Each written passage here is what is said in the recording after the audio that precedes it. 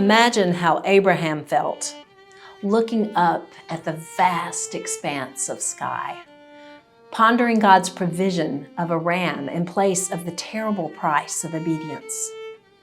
Night after night, as he gazed at the stars, he must have meditated on God's promise to him and tried to grasp its meaning. Your descendants will be more numerous than these stars, and from your line will spring up a blessing for the whole world. That sense of wonder is what I feel when I listen to the carol, I Wonder as I Wander. Poor, ornery people, lonely and sometimes sorrowful, people like you and me are wandering too, trying to figure life out. But the gospel meets us as we wander. We ponder it as we go.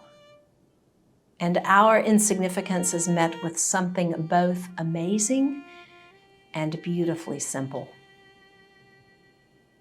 John Jacob Niles, who wrote this carol, composed it from a fragment he heard as he traveled through the Appalachian Mountains, collecting folk music. He was in Murphy, North Carolina, a mountain town where in July 1933, a group of people were holding a revival. This was during the Great Depression. They were very poor. And after several days, they made a nuisance of themselves trying to cook and do laundry in the town square. The police of Murphy were ordering them to leave. The group of evangelists begged for one more night of meetings, hoping to obtain enough money so that they could leave. In their group was a young girl named Annie Morgan. She was very dirty and ragged in appearance, but she was extremely beautiful, according to John Jacob Niles.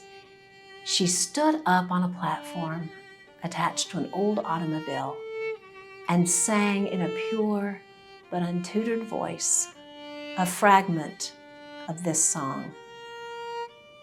It was so simple and so haunting that it captivated the composer.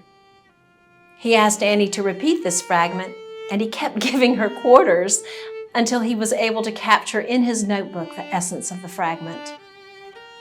Later, he added lyrics and more music for the carol we have today. The speaker in this carol uses the pronoun I, which is very unusual for carols, but it makes sense to me. The wanderer under the sky ponders the humble birth of the Savior who would die for poor, ordinary, and ornery people. She says, "Here is the most wonderful story, simple for me to understand and yet so profound that it draws me deeper into its beauty."